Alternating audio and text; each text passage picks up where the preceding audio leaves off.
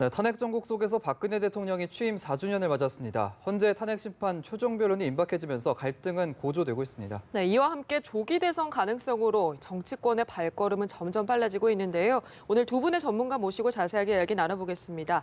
허용범 전 국회 대변인, 조광안 군장대 석좌 교수 나와 계십니다. 두 분 안녕하십니까? 네, 어서 오십시오. 네. 네. 자, 오늘 박 대통령이 취임한 지 4주년이 되는 날인데 그렇죠, 아무래도 청와대 측에서는 특검 수사 또 탄핵 심판 때문에 좀 분위기가 좋지는 않을 것 같은데 일단 박 대통령 취임 4년 어떻게 평가하십니까? 원래 미국 같은 경우는 대통령 임기가 4년이기 때문에 예. 미국 같은 경우는 오늘이 이제 임기 종료일이 되는 거죠. 예. 굉장히 긴 시간입니다. 그만큼 한 대통령의 임기를 다 채울 정도로. 그 대통령 입장에서는 참 뭐 나름 또 열심히 하셨을 텐데 참 아쉬웠고 또 외로우실 겁니다. 저는 그 아쉽다는 측면에서 그 많던 그 참모들과 측근 또 정부의 뭐 높은 직을 지낸 분들이 다 어디 갔는지 제일 궁금하고요. 또 하나는 지금 뭐 탄핵 정국이니까 못한 일보다도 반대로 잘한 일을 꼽으라면 몇 가지 또 꼽을 수 있어요. 예를 들어서 언론에도 지적했습니다마는 통진단 해상 같은 경우는 높게 평가받고요. 또 대북 정책에 대해서 견해는 뭐 다른 사람이 있을 수 있지만 어쨌든 일관성을 유지한 거라든지 또 공무원 연금 개혁 같은 거라든지 이런 것들은 굉장히 큰 성과였죠. 예. 그러나 뭐 지금 지지율이 5%밖에 안 되기 때문에 굉장히 아쉬운 점이 많습니다. 예. 교수님은 어떻게 평가하십니까? 예, 우리 저 박근혜 대통령의 그 취임 계속 그 매년 그 사자성어가 나왔잖아요. 네. 예. 2013년이 도행 역시였어요. 네. 순리를 거슬러서 행동한다. 그다음 2014년이 지록위마입니다. 사슴을 말이라고 하죠. 사실이 아닌 것을 갖다가 강압해서 인정하게 한다고 나왔고 예. 2015년의 사자성어는 혼용무도입니다. 그게 어리석은 지도자 때문에 나라가 어지럽다는 거죠. 2016년은 군주민수, 백성이 분노하면 임금을 갈아치운다. 이게 우리 사회 나름대로는 지성과 지식인이라고 할 수 있는 교수들이 뽑은 사자성어입니다. 네. 그 단적으로 그 4년을 갖다가 말해주고 있죠. 예. 그리고 금년 들어서는 더욱더 우리 사회가 양 진영 간의 대립으로 갈등과 그 대립이 심화되고 있기 때문에 점점 더 지금 사회가 어려워지고 있다고 봐야 되겠죠. 예. 이게 참 심각한 문제입니다. 네. 지금 탄핵 심판을 앞두고 대통령이 자진해야 할 것이다. 이런 이야기들이 지금 떠돌고 있거든요. 이렇게 탄핵 심판과 관련해서 여러 시나리오들이 나오고 있는 배경은 뭐라고 보시는지요? 그게 이제 소위 말해서 정치적 해법이라는 그런 이제 얘기인데 네. 저는 이것은 그 나쁘게 보면 안 되고 굉장히 논의를 많이 해야 될 문제라고 봐요. 네. 정치적 해법이라는 게 왜 나오냐 하면은 지금 이대로 탄핵 심판까지 가게 되면 예. 뭐 쉽게 말하면 국론이 극단적으로 분열돼 가지고 지금 무슨 뭐 또 무슨 내란 뭐 별 얘기가 다 나오지 않습니까? 또 승복을 공공연히 안 하겠다고 하는 사람도 있고 기각되면 뭐 혁명하겠다는 사람도 있고 예. 이렇기 때문에 이것은 근본적으로 정치적 문제인데 정치적으로 풀어야 될 과제를 최대한 고민을 해보자. 그러면 그 속에 뭐가 있느냐? 그러면은 대통령의 거취 문제, 진퇴 문제, 그게 뭐 거기에 이제 하야가 포함되겠죠. 거취 문제. 그 다음에 또 이거를 제도적으로 개선할 수 있는 어떤 방안. 예를 들어서 국회 시스템을 고친다든지 더 크게 보면 개헌을 하는 거라든지. 예. 뭐 여러 가지들을 해서 또 대통령의 이제 그 퇴임 이후에 여러 가지 사법적 문제까지 포함해서 이런 것들을 최대한 고민을 해서 우리가 안 될 경우에 최후의 수단으로 사법부에 가는 게 탄핵 아닙니까? 그런데 지금은 그런 고민을 전혀 하지 않고 작년 말에 12월 29일인가 그 12명의 이제 여야 전직 국회의장 같은 분들이 모여가지고 4월 퇴진, 6월 선거를 해법을 내놨고 그게 뭐 논의가 하는 듯 하다가 없어졌어요. 예. 물론 지금 그걸 다시 할 수는 없지만은 그러한 식의 정치적 해법을 우리가 최대한 고민을 해보자.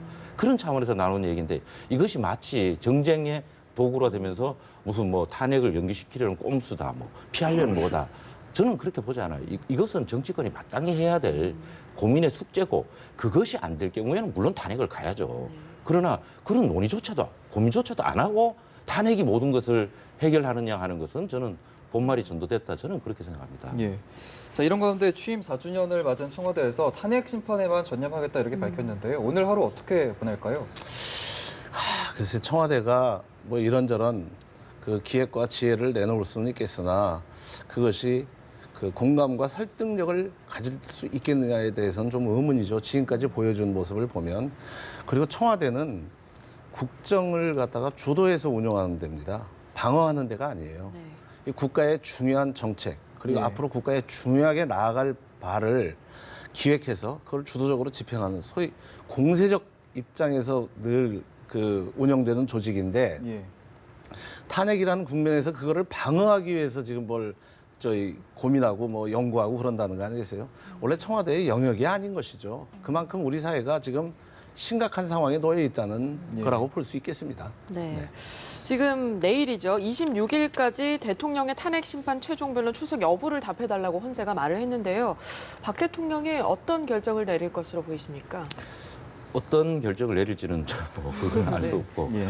다만 이제 여론상으로 또 언론을 통해서 보면은 출석을 해서 최소한 헌재는 출석해서 본인의 입장을 예. 분명하게 밝히는 게 좋겠다 하는 의견이 다수인 것 같아요. 예. 또 저는 헌재 출석은 뭐 여러 가지 못하는 사정이 있더라도 국민에게 탄핵 심판이 내려지기 전에 국민에게 본인이 왜 무죄라고 주장하는지에 대해서 좀 더 소상히 밝힐 필요가 있다.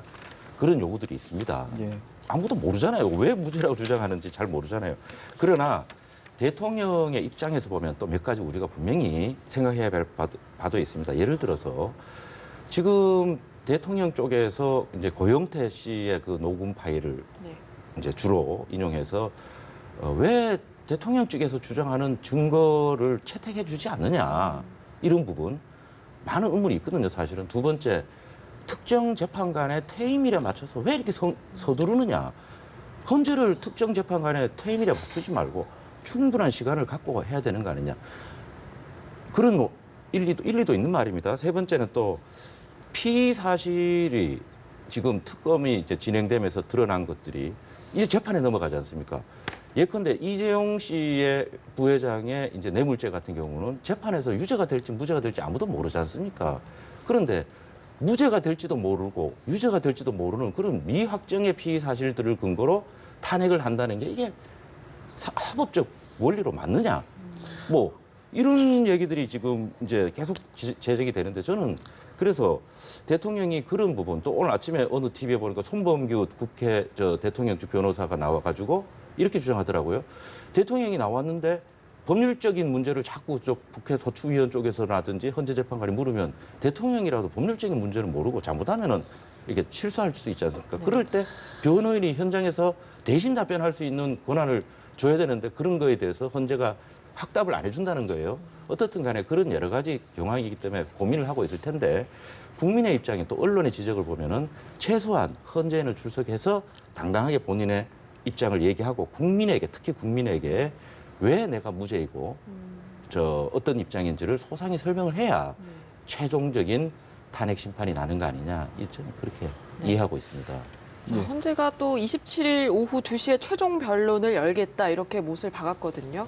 탄핵 심판 결정이 임박해 오니까 아무래도 찬반 세력 간의 갈등도 좀 커지고 있는데 아무래도 좀 우려되는 부분도 있는 것 같습니다. 그렇죠. 가장 심각하죠. 지금 뭐 광화문 서울시내 한복판에서 네. 매 주말마다 양 진영이 뭐 예. 극한 대립을 하고 있지 않습니까? 네. 이 혼란 사태를 빨리 끝내야 됩니다. 이게 옳고 그름의 문제를 시간을 가지고 뭐 3년씩 5년씩 끌어가지고 가릴 수도 있겠죠. 그런데 이게 시간이 지연되고 지체되면 될수록 사회는 더 혼란해지는 거죠. 그리고 우선 일단 뭐 대통령께서 처음에 이제 태블릿 PC가 났을 때 굉장히 뭐 당황하셨잖아요. 뭐 이제 맞는지 안 맞는지 모르겠지만은 독일에 있는 최순실 씨하고 차명폰으로 그냥 새벽 몇 시까지 상의를 하고 그러니까 뭔가 당당하고 떳떳하면 그때도 사과를 하지 말았어야죠. 당당하고 떳떳하지 못하니까 두세 번에 걸쳐서 사과를 하지 않았습니까? 예. 들켰다. 어우, 이거 큰일 났구나. 그래서 뭐 이제 사과를 했는데 가만 보니까 이제 현실적으로 내가 이거 이렇게 수세에 몰리면 안 되겠구나. 이래 하면서 그다음부터 뭐 기자간담회, 뭐 인터넷 매체와의 그 인터뷰 이런 것들을 통해 가지고 계속해서 뭐 억울하다, 꼬였다, 뭐 이 낚였다, 뭐 이렇게 얘기를 하는데 예. 이 뭐 최순실 씨를 그렇게 국정 운영에 중요한 참고인 내지 동반자라고 쓰라고 어느 누구도 얘기한 사실이 없습니다. 이 모든 사안이 전부 다 대통령에 의해서 이루어진 일이죠. 그런데 거기에서 법률적 문제를 가지고 자꾸 이제 절차상의 문제랄까, 그다음에 지역적인 문제를 가지고 이런저런 이유를 들어서 계속 이 국면을 갖다가 지연시키면 우리 사회가 언제까지 이렇게 혼란스럽게 가야 되겠어요. 예. 이게 당장의 어떤 국가 생존의 문제이기도 하고 국민의 생존의 문제이잖아요. 예. 이 정치권 노름에 국민들은 지금 피멍이 들고 있는 것이죠. 예. 그리고 옛날에 군주가 이 가뭄이 들면은 막 그 죄를 그 본인이 그 다 부덕에 소치다 그러고 기우제도 지내고 뭐 이 하늘에다 죄를 갖다가 사해달라고 뭐 이렇게 하고 그러지 않았어요. 예. 그게 뭐 그분이 잘못해가지고 자연재해가 일어나는 게 아니잖아요. 그만큼 국가의 지도자와 리더가 가지고 있는 그 도덕성과 책임의식, 그리고 국가에 대한 리더십은 무한한 것이죠. 예. 그런데 자꾸 이런저런 변명만 일관하고, 그리고 당당하지 못하니까 검찰도 못 나갔고 특검도 못 나갔고, 그다음에 뭐 저는 뭐 헌재 나간다는 것도 굉장히 지금 확률적으로는 그 실현 가능성이 없다고 보고 있는데, 예. 우리 사회 혼란이요, 지금 헌법재판관들을 경호해야 되고 특검 수사관들을 경호해야 된다는 지경까지 와 있어요, 지금. 예. 이 사태를 얼마나 심각하게 받아들여야 되는지를 우리가 정말로 그 고민하고 판단해 봐야 됩니다. 예. 네. 자, 혼란스러운 전국이 좀 수습이 돼야 될 텐데요. 자, 정치권에서는 이런 가운데 개헌 논의가 한창입니다. 자유한국당과 국민의당, 바른정당에서는 이제 방식은 조금 다르지만 개헌을 당론으로 채택을 했고, 또 민주당 내에서도 일부 의원들은 개헌을 해야 된다 이렇게 주장을 하고 있는데, 일단 아무래도 개헌 논의가 대선에는 좀 영향을 많이 미칠 것 같아요. 지금 뭐 간단하게 말하면 정치권에서 개헌 뭐 실질적으로 반대하는 사람은 문재인 전 대표 혼자예요. 다른 사람들 다 개헌하자는 얘기입니다. 지금의 이 국정 혼란, 이 사태도 뭐 여러 가지 이유가 있겠지만 제도적 문제도 고치자. 예. 이대로 가면은 또 이런 불행한 사태가 날 수 있지 않느냐. 그런데 문재인 전 대표도 원래는 강력한 개헌론자였습니다. 그런데 어느 날 갑자기 뭐 이대문 이대로 가면 뭐 저 대통령 문재인이라는 식의 말도 있듯이 대통령이 이제 다 됐다 싶은지 어느 날 이렇게 입장을 바꿨는데, 어제는 그러니까 아까 말씀한 대로 이제 민주당을 뺀 나머지 3당이 며칠 전에 이제 합의를 했지 않습니까? 개헌 단일화를 만들자. 그러니까 거기에 대해서 이렇게 얘기했더라고요. 굉장히 뭐 오만한 태도다. 아니 개헌을 하자는 게 왜 오만합니까? 그거를 그렇게 말하는 게 오만한 거 아닙니까? 그리고 지금 저 문재인 전 대표, 이제 문재인 예비 주자가 반대를 하기 때문에 민주당에서도 주류 세력들은 반대를 하고 있는데, 그러나 원래 민주당의 다수는 개헌론자였고 그중에 이제 그거를 견디지 못하는 한 30여 분 되는 초선 의원들 중심으로 해가지고, 아니다 왜 우리가 이런 꼼수를 부리냐, 당당하게 개헌을 얘기하자, 그렇게 해가지고 어제 시작된 거거든요. 저는 그래서 이러한 논의가 이제 자유한국당이 뭐 내일 모레면 이제 단일 개헌안을 발표하면 이제 3당이 다 발표하게 되는데, 3당이 단일화를 만들고 거기에 민주당 내에 개헌파라고 이름 붙인다면 개헌파가 가세하고, 또 김동연 전 대표 같은 경우도 아주 강력한 개헌론자이기 때문에 가세를 하면은 이것은 뭐 개선판 자체를 흔든다기보다도 전선을 형성하는 아주 중요한 동력이 될 거다 이렇게 봅니다. 예. 앞서 말씀하신 대로 지금 문재인 전 대표를 비롯해서 몇몇 야권 대선 주자들은 대선 전 개헌에는 좀 부정적인 입장이거든요. 앞으로의 개헌 논의가 순조롭게 진행이 될 수 있을 걸로 보이십니까? 쉽지 않을 거라고 보죠. 다 이해관계가 지금 얽혀 있기 때문에. 근데 이제 이게 안타까운 게 저희가 87년 이후에 6분의 대통령을 지금 경험하고 있습니다. 그런데 임기 중반을 넘어서면서 모든 대통령들이 다 불행한 그 임기 말을 맞고 있어요. 지금이 가장 심각한 상태죠. 네. 그러면 이거는 사람의 문제일 수도 있지만은 30년 동안에 그 있었던 우리 사회의 시스템의 문제이기도 합니다. 예. 그럼 이 시스템을 바꿔야 되는 거예요. 그러면 우리 사회 지도층이라고 할 수 있는 분들, 그리고 또 국회가 또는 이 많은 우리 사회 엘리트들이 이 시스템을 좀 더 합리적으로 공정하게 만들어야 될 필요가 있는 것이죠. 그 제도의 변화가 없이 우리 사회가 건강하게 발전할 수 있겠는가? 이 뭐 거의 지금 어려운 쪽으로 많은 분들이 결론이 났잖아요. 예. 그런데 이제 강론으로 들어가면 이게 이원 집정제냐, 아니면 뭐 내각제냐, 아니면 대통령 중임제냐 뭐 이런 걸 가지고선 막 또 각 정파의 이해관계에 따라서 갑론을박하고 있는 거죠. 그러기에는 지금 시간이 너무 없는 겁니다. 예. 그리고 모든 사람들이 대오각성해서 빨리 우리의 이 잘못된 시스템과 이 잘못된 체제를 고쳐야 된다는 그 절박함을 갖다 우리가 가지고 있어야 됩니다. 예. 그걸 갖지 않는다는 것은 굉장한 그 역사에 대한 그 죄라고 생각을 합니다. 예. 자, 대선 주자 얘기가 나왔는데 한편에 이제 선의 발언 논란 이후에 좀 제동이 걸렸는데 지지율에 안희정 충남지사가 호남을 찾았습니다. 전보다 목소리가 좀 강경해졌는데 이런 행보로 지지율 다시 끌어올릴 수 있을까요? 그게 이제 결국은 경선 때문에 그런 거거든요. 이제 예. 민주당의 아무리 좋은 정책과 뭐 비전을 갖고 있어도 민주당 당내 경선을 통과하지 못하면 후보가 될 수 없기 때문에 안희정 지사가 이제 당내 표를 이제 굉장히 의식하는 거 보는데, 그러나 또 한편으로 이런 지적도 안희정 지사가 새겨 들어야 됩니다. 네. 본인이 지금 어제 갤럽 조사로 21%까지 올라왔지 않습니까? 그 동력이 어디서 오느냐? 민주당 내부의 그 기간, 원래 아주 단단한 그 지지층 보담도 예. 중도 보수 세력에서 많이 간 거라는 분석이 많아요. 그러면 본인이 그 선의 발언이라는 것은 굉장히 선의로 한 거고, 또 사람을 근본적으로 상대방을 선의로 해석하는 게 얼마나 좋은 생각입니까? 예컨대 그 박근혜 대통령도 그럼 잘하려고 했지 좀 못하려고 한 것이겠습니까? 그거 너무나 좋은 발언이고, 그래서 보수층에서도 갈 것 없는 표가 안희정 지사한테 많이 가고 있다고 분석이 되거든요.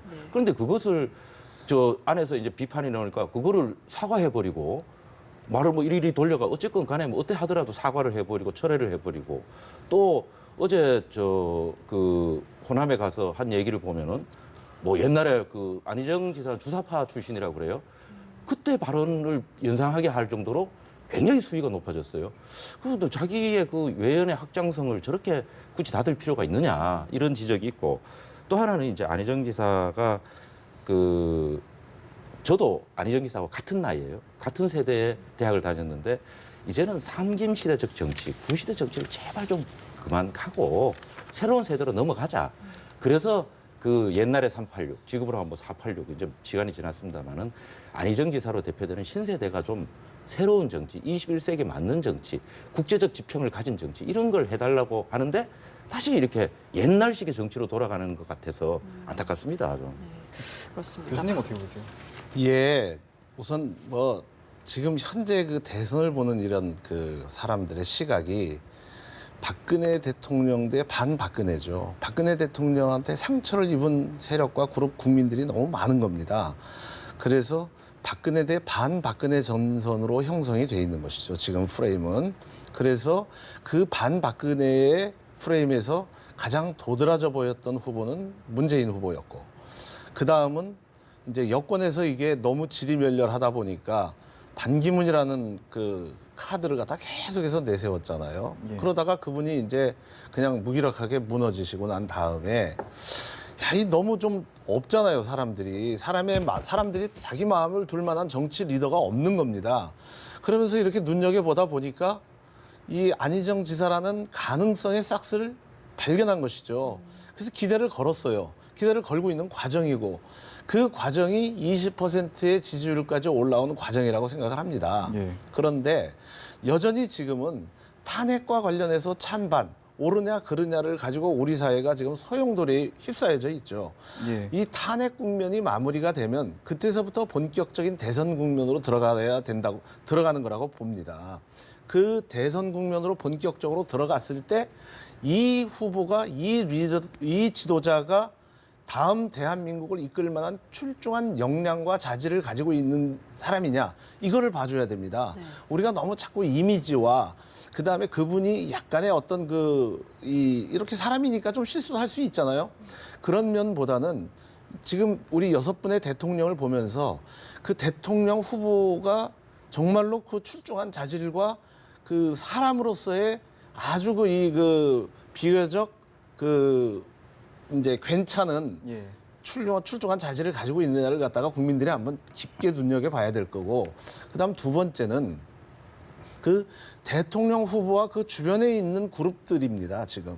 그러니까 그 대통령 주변에 있는 사람들에 의한 농단이 지금까지 6번의 대통령에서 거의 비슷하게 나왔잖아요. 예. 많은 국민들이 다 알고 있는 사실이고 그래서 이제 그 대통령과 대통령 주변 대통령 후보와 대통령 주변 분들을 잘 보면서 우리 국민들이 현명한 선택을 해야 되는데 저는 대통령 레이스의 본격적인 부분은 아직 시작되지 않았다고 봐요. 네. 지금은 탄핵이냐 아니냐 옳냐 그르냐 이걸 가지고 소용돌이 있고 그 와중에서의 약간의 그 어떤 그 곁다리식으로 지금 대선이 걸어가고 있죠. 이것이 끝나고 나면은 국민들이 굉장히 그 지혜롭게 현명하게 또 다 지난번과는 달리 예리하게 날카롭게 봐줘야 될 것 같고요. 예. 그 과정에서 지금 거론되고 있는 여러 후보들에 대한 충분한 그 국가 리더로서의 자질이 검증될 거라고 봅니다. 그런데 이제 언론이 어떤 특정 부분을 이를테면 집중해가지고 이 강조를 하다 보면은 그 사람이 가지고 있는 본질을 갖다가 좀 놓치기가 쉽죠. 네, 예. 그렇습니다. 오늘 두 분 말씀은 여기까지 듣도록 하겠습니다. 두 분 고맙습니다. 네. 고맙습니다.